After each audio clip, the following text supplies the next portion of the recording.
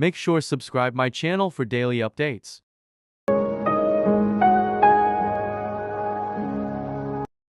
The test is in 4-part, Part 1, Part 2, Part 3, and Part 4. Now look at Part 1. Part 1.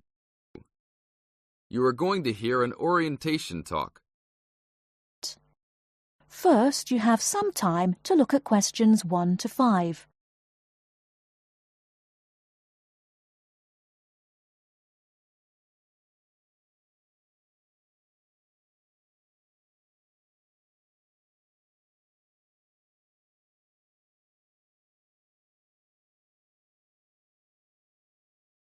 Now we shall begin. You should answer the questions as you listen, because you will not hear the recording a second time. Listen carefully and answer questions 1 to 5.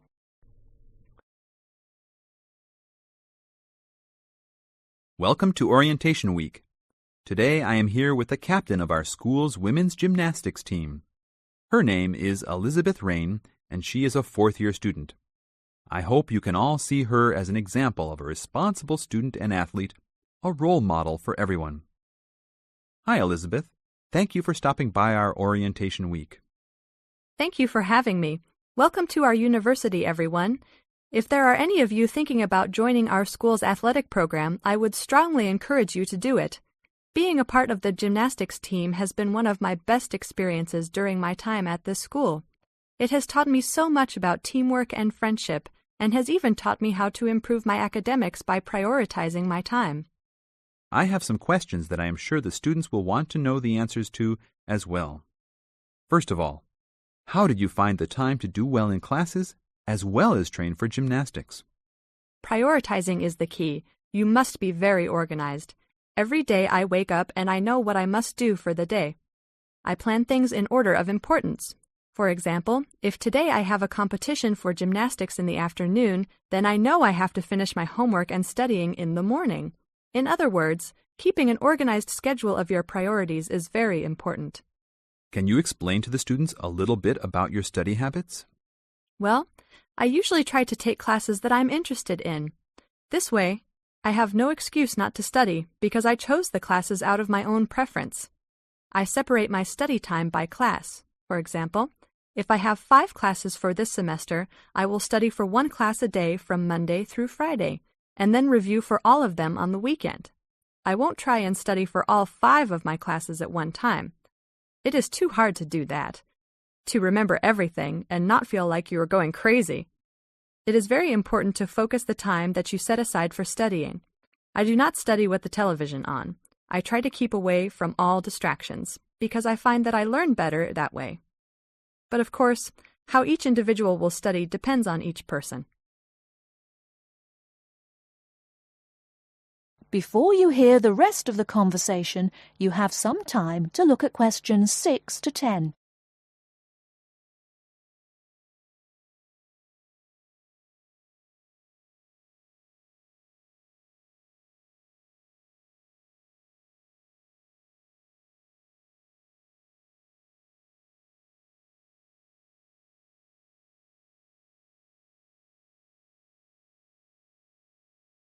Now listen and answer questions 6 to 10.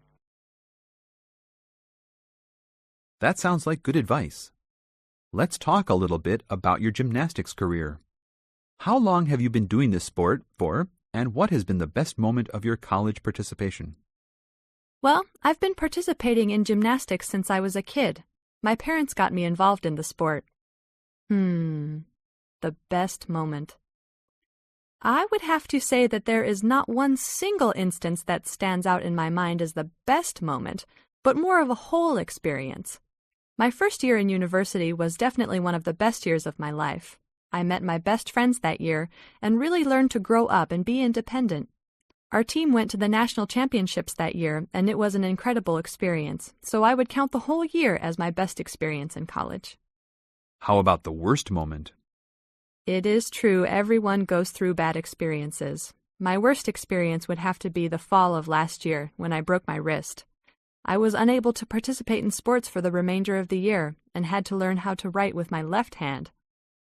I guess when I look back at it, though, Even though I wouldn't wish this to happen to anyone, this experience definitely made me stronger as a person.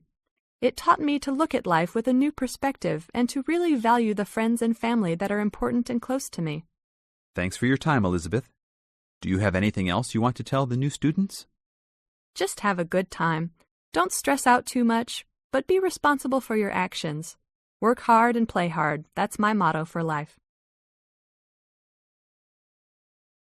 That is the end of part 1. You now have half a minute to check your answers.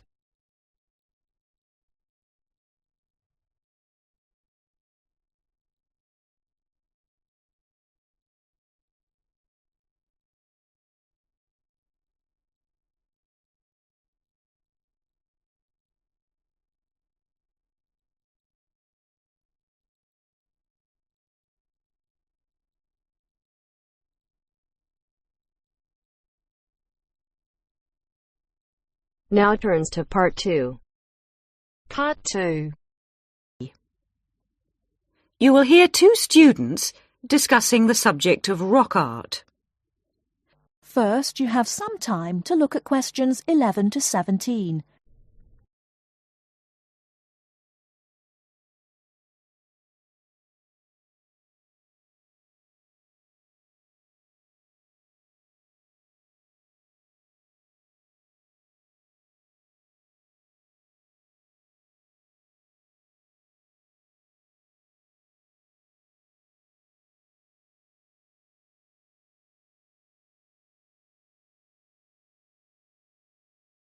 Now, listen carefully and answer questions 11 to 17.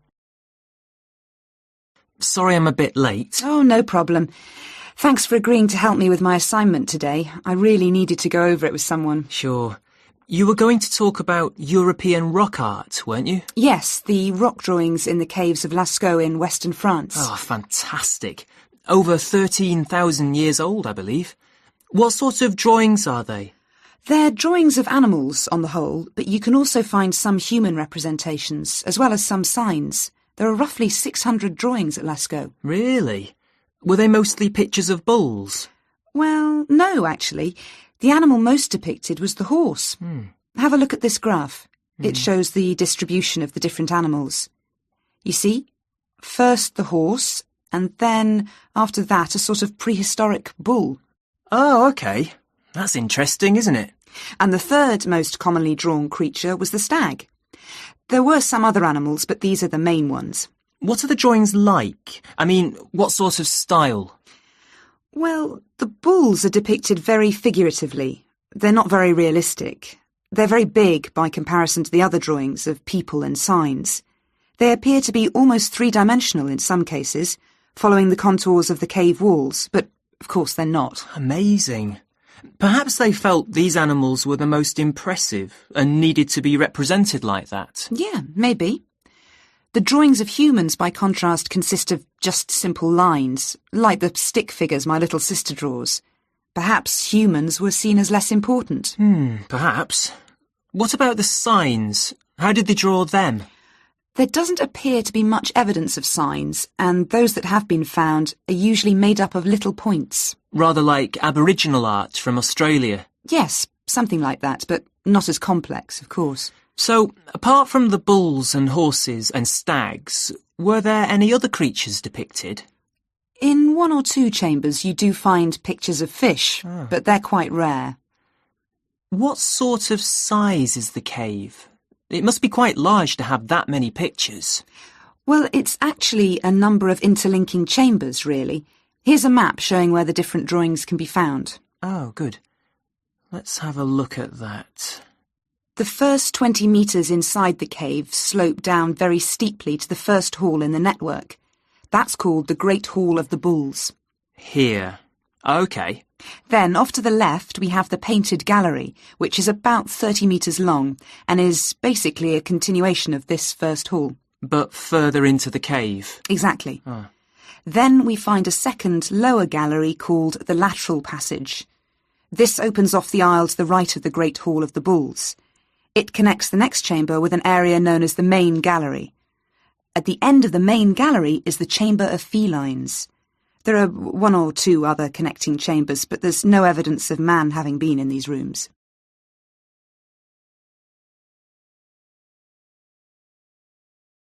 Before you hear the rest of the talk, you have some time to look at questions 18 to 20.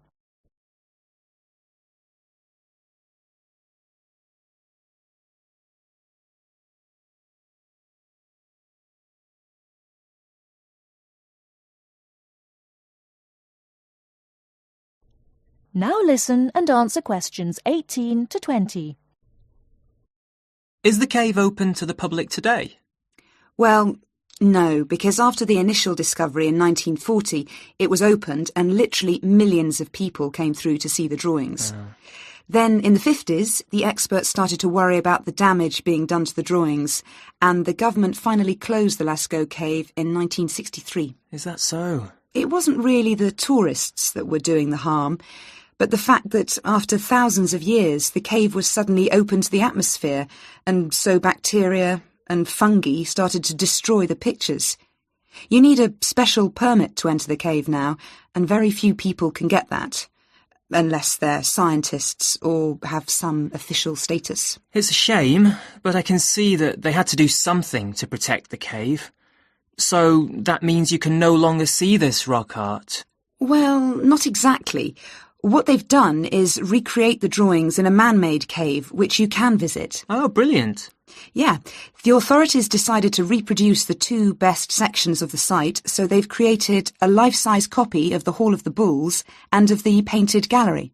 It's just a cement shell, which corresponds in shape to the interior of the original. So now you can visit the caves without actually harming any of the 15,000-year-old paintings. Mm-hmm.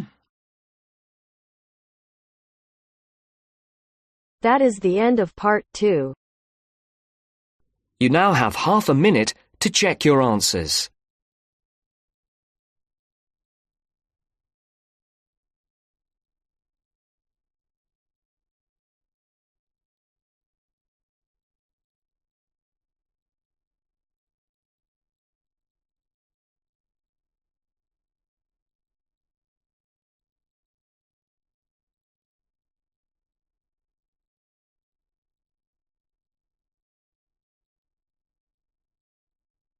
Now turns to part 3. Part 3. You will hear a tutor giving some business students instructions about a finance project. First, you have some time to look at questions 21 to 26.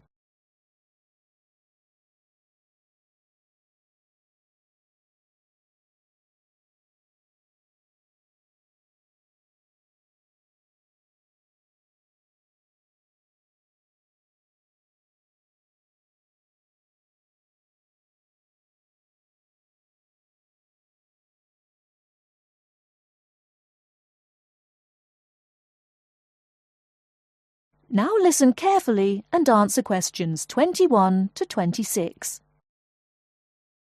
OK, can you quieten down, please? Now, today I'm going to talk to you about your assignment. We've been studying the effects of the exchange rate, so I'm going to give you a project to do on this. Right, can you make some notes while I'm talking? The first thing that I'd like you to do in order to prepare this is to select where you're interested in. I mean, which country, and therefore which currency you're going to be operating in. OK, now the purpose of the project is to make money, and I'm hoping some of you will make a significant amount. So, I want you to suppose that you have £100 that you will have to invest purely in the rises and falls of the exchange system. In other words, you'll be trying to predict rates. This is a project that you'll be doing together, but before you work together, you'll have to go off and research what you need to know about the economy of that country and how well it's doing or is expected to do in the near future. You could all make up a little information sheet with your notes on, clearly legible, because then I want you to get together we can do that next week, and to go round and read about each other's countries. When you see how well or badly each country is doing, I want you to decide what your exchange rate is going to be against all the other currencies. After that is all sorted, what you're going to do is go round the other students and attempt to sell your money to the others. Remember, this will depend on the success of your country's economy and the rate you fixed for your currency. Now, you're not allowed to just swap currencies with each other, but you may wish to buy from the other countries. But you must do a proper transaction. All the way through this, you must keep your accounts properly for each transaction. I'll give you 1 week to do this, and then we will set a time for the deals to finish, a bit like the stock exchange. And at that point, I will ask you to calculate how much you have made. Is that clear? Before you hear the rest of the talk, you have some time to look at questions 27 to 30.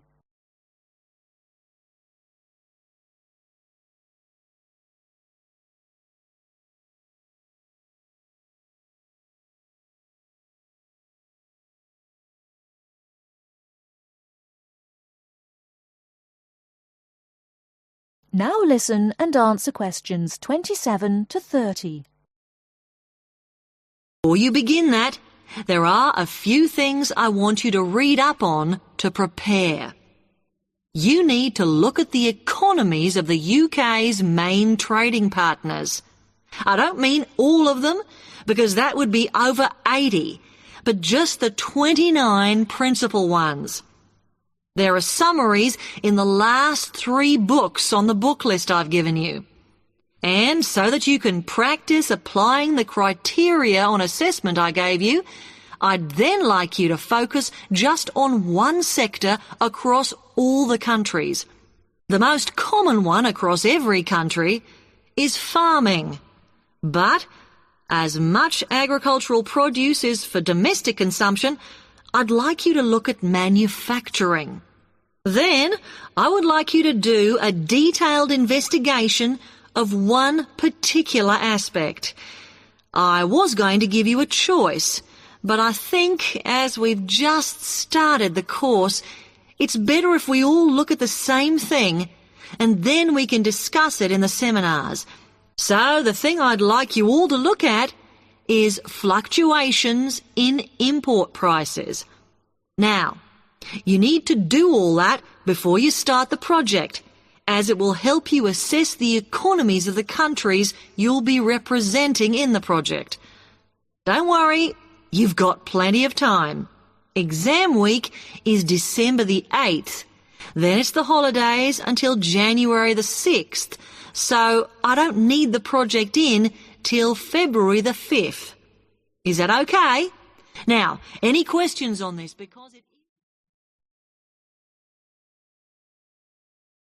That is the end of part 3. You now have half a minute to check your answers.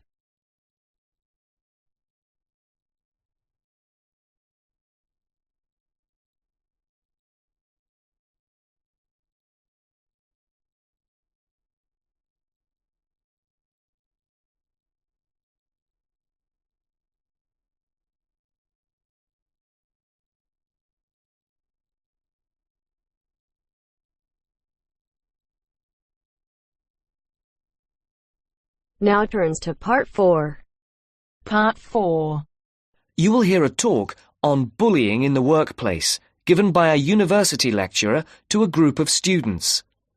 First, you have some time to look at questions 31 to 40.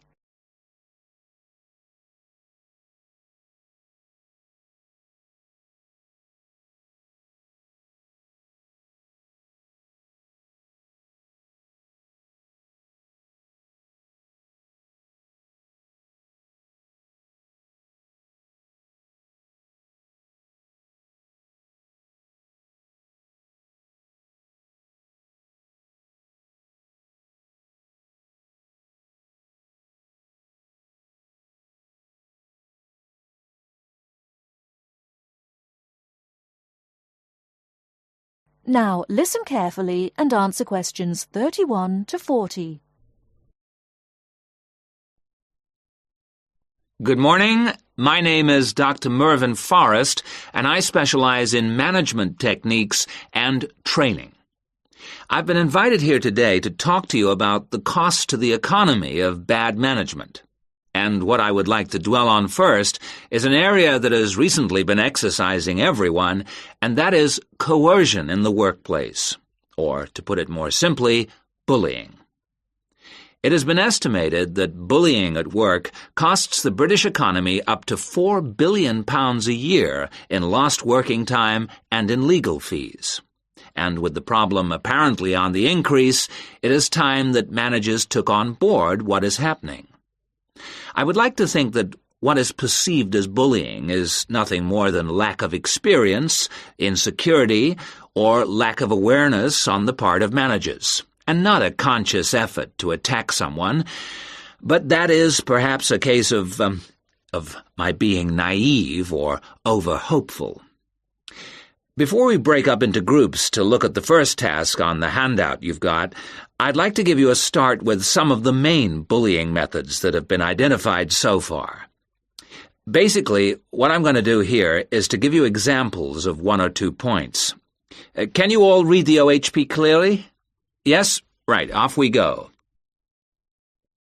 The first item on the list is giving people tasks which managers themselves cannot do and which are therefore impossible to achieve.